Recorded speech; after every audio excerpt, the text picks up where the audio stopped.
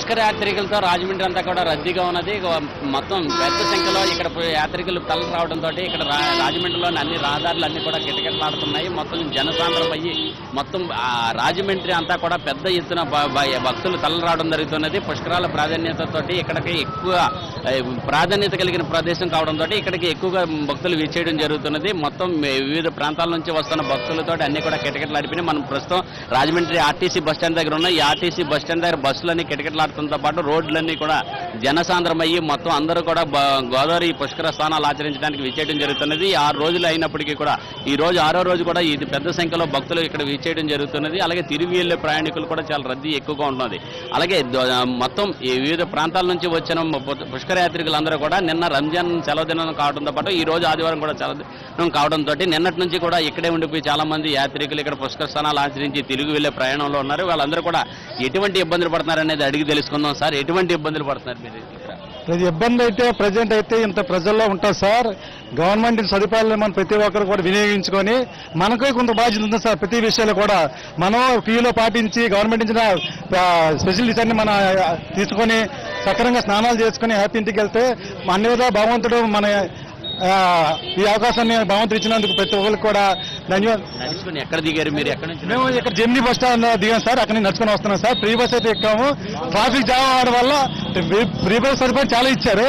సంతోషంగా గవర్నమెంట్కి thank you. కాకపోతే ట్రాఫిక్ రద్దీ వల్ల మేము అక్కడి నుంచి నడుచుకుని రావాల్సి వచ్చింది. స్థానం దాటి వెళ్ళాల్సి వచ్చింది. మేము విశాఖపట్నం నుండి వచ్చామండి. పెందుర్తి మండలం. అయితే బాగానే ఉన్నాయండి సర్వీసులు అన్ని. ఫ్రీ బస్ అన్ని బాగానే వేశారు. కాకపోతే అక్కడ ఇక్కడ ట్రాఫిక్ జామ్ వల్ల దిగిపోయి మళ్ళీ నడిచి వస్తున్నాం అండి. అన్ని బాగానే ఉన్నాయి సదుపాయాలు అండి.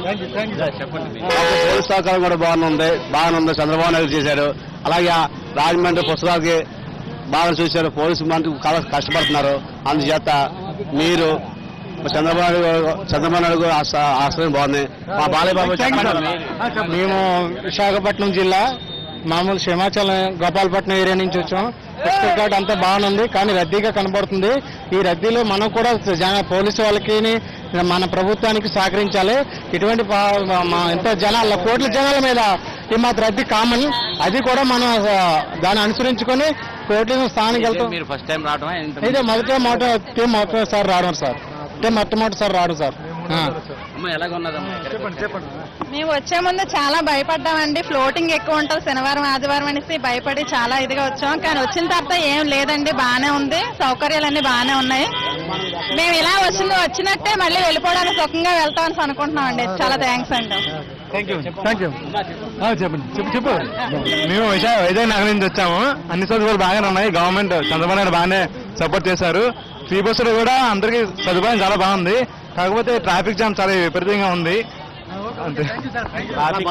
ఉండటం వల్ల మళ్ళీ ఇబ్బందులు పడడం తప్ప ఇదంతా కూడా సౌకర్యాలన్నీ కూడా చాలా మెరుగ్గా ఉన్నాయని చెప్పడం జరుగుతున్నది.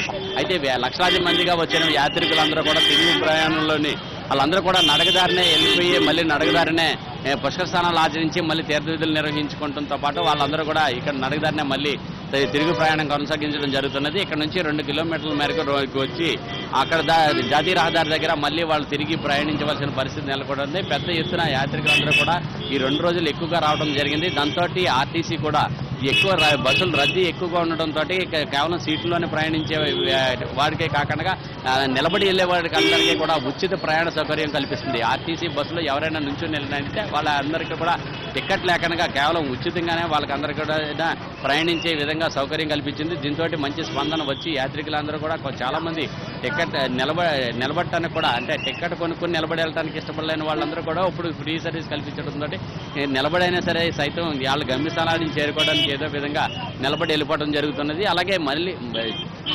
కేవలం కుర్చీలో సీట్లో కూర్చున్న వాళ్ళకి మాత్రమే టికెట్ వసూలు చేసే ప్రయత్నాలు అయితే జరుగుతున్నాయి. అయితే దీని వలన మంచి స్పందన వస్తుందని చెప్పి ఆర్టీసీ చెప్పడం జరుగుతున్నది. అయితే పుష్కరాల నేపథ్యంలో మొత్తం రాజమండ్రి అంతా కూడా మొత్తం పెద్ద ఎత్తున కిటకిటలాడుతున్నది. మొత్తం అన్ని స్నాన ఘట్టాలు కూడా పుష్కర యాత్రికులతోటి చాలా కిటకిటలాడుతూ మొత్తం అక్కడంతా కూడా మహాపుష్కరాల నేపథ్యంలో అంతా కూడా ఆధ్యాత్మిక శోభ నెలకొంటుంది. మొత్తం అన్ని స్నాన ఘట్టాల్లో కూడా లక్షలాది మంది యాత్రికులు పుష్కర స్నానాలు ఆచరించడం జరిగింది.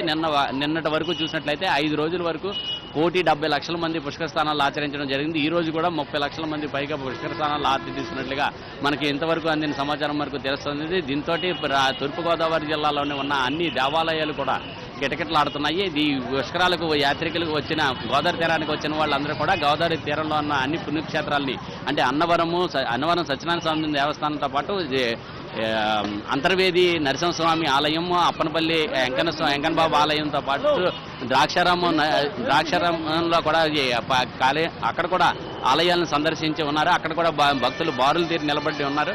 దీంతో ఆ దేవాలయాలకు గణనీయంగా ఆదాయం రావడంతో పాటు ఈ ఆర్టీసీ కూడా ప్రత్యేకమైన బస్సు సదుపాయాలను కూడా అక్కడక్కడ కల్పించడం జరిగింది. కొన్ని చోట్ల ఉచిత బస్సు సర్వీసులను కూడా కల్పించింది. నగర శివారు ప్రాంతంలో నిలిచిపోతున్న వాహనాలన్నింటినీ కూడా అక్కడ నుంచి యాత్రికులంతా కూడా ఇక్కడికి తరలించి గోదావరి స్థానఘట్టాలకు తరలించి అక్కడ వారు తరలించడానికి కూడా అక్కడ 300 ఉచిత బస్సులను ఏర్పాటు చేయడంతో ఆ బస్సుల్లో వినియోగించుకుంటూ యాత్రికులు చేరుకోవడం జరుగుతున్నది. అవి కూడా కిటకిటలాడుతూ ఉండడంతో అవి కిక్కిరిసిపోయినప్పటికీ కొంతమంది ఏలాడబడుతూనే వెళ్తున్నారు. మరికొంతమంది మట్టికే నడకదారినే తమ ప్రయాణం కొనసాగించి పుష్కర స్నానాలు ఆచరించడానికి చర్యలు తీసుకుంటున్నారు. అయితే ఇది విధంగా చూసినట్టయితే ఈ రోజు అసెంబ్లీ స్పీకర్ కోడెల శివప్రసాద్ మట్టికి ధవళేశ్వరం రాంప్రాజాల రేవులోనే ఆయన పుష్కర స్నానాలు ఆచరించి అలాగే వాళ్ళ పితృదేవతలకు పిండ ప్రదానాలు కూడా అక్కడ నిర్వహించడం జరిగింది. అలాగే ముఖ్యమంత్రి చంద్రబాబు నాయుడు కూడా 6 రోజులుగా ఇక్కడే ఉంటూ ఇక్కడే పుష్కరాలు యాత్రికులకు ఎటువంటి సౌకర్యాలు కల్పించాలనే దాని మీద ప్రత్యేకంగా చర్యలు తీసుకుని ఆయన ప్రత్యేకంగా ఎవరు ఎటువంటి ఇబ్బంది పడకుండా ఇక్కడ చర్యలు తీసుకోవడం జరుగుతున్నది. దాంతో సంతృప్తికరమైన అధికారులు కూడా అప్రమత్తమయ్యి ఎక్కడికక్కడ ప్రత్యేకమైన చర్యలు తీసుకుని కింద స్థాయి సిబ్బందిని అప్రమత్తం చేయడం జరుగుతుంది. దీంతో పుష్కర యాత్రికులకు ఎటువంటి ఇబ్బంది లేకుండా అన్ని సౌకర్యాలు కూడా సంతృప్తిగా అందుతున్నాయి. అలాగే గోదావరిలోని జల సమృద్ధి తక్కువగా ఉండడంతో ఎగువ ప్రాంతాల్లో కానీ దిగువ ప్రాంతాల్లో కూడా ఈలేరు నుంచి ఈ రోజు కూడా 15,000 క్యూసెక్కుల నీటిని గోదావరిలోకి విడుదల చేయడం జరిగింది. దీంతో గోదావరిలో నీటి మట్టం క్రమేపీ పెరుగుతున్నది. దీంతో పుష్కర స్నానం చేయడానికి ఎటువంటి అసౌకర్యం లేకుండా భక్తులు ఈ పుష్కర స్నానాలు ఆచరించడం జరుగుతున్నది. దీంతో అలాగే శానిటేషన్కి సంబంధించి ప్రత్యేకమైన శ్రద్ధ తీసుకొని ఎక్కడికక్కడ చెత్త చెదరాలన్నింటినీ కూడా రోడ్డుపై తరలించే విధంగా పారిశుద్ధ్య కార్మికుల్ని భారీగా ఏర్పాటు చేయడం జరిగింది. అలాగే 25,000 మంది ఈ పారిశుద్ధ్య కార్మికులు పనిచేసి రాజమండ్రి నగరాన్ని అంతటినీ కూడా ఎప్పటికప్పుడు పరిశుభ్రపరచడంతో పాటు ఎక్కడగా ఎటువంటి అసౌకర్యం కలగకుండా చర్యలు తీసుకోవడం జరుగుతుంది. ఇంకా మిగిలి ఉన్న 6 రోజులు కూడా ఇదే విధంగా పుష్కరాల్లో సేవలు అందించే విధంగా మొత్తం అధికార యంత్రాంగం అప్రమత్తం కావడం జరిగింది. అయితే మానవ ప్రయత్నంగా తాము చేస్తున్న చర్యలను ప్రజలందరూ వినియోగించుకోవాలి. అక్కడ నుంచి కూడా ప్రజలు కూడా తమకు సహకరించాలని చెప్పేసి ప్రభుత్వం కోరుతుంది. ఇది తూర్పుగోదావరి జిల్లాలోని సంబంధించి పుష్కరాల్లో 6వ రోజు కార్యక్రమానికి సంబంధించి ఈ విధంగా ఉన్నాయి. Power studio.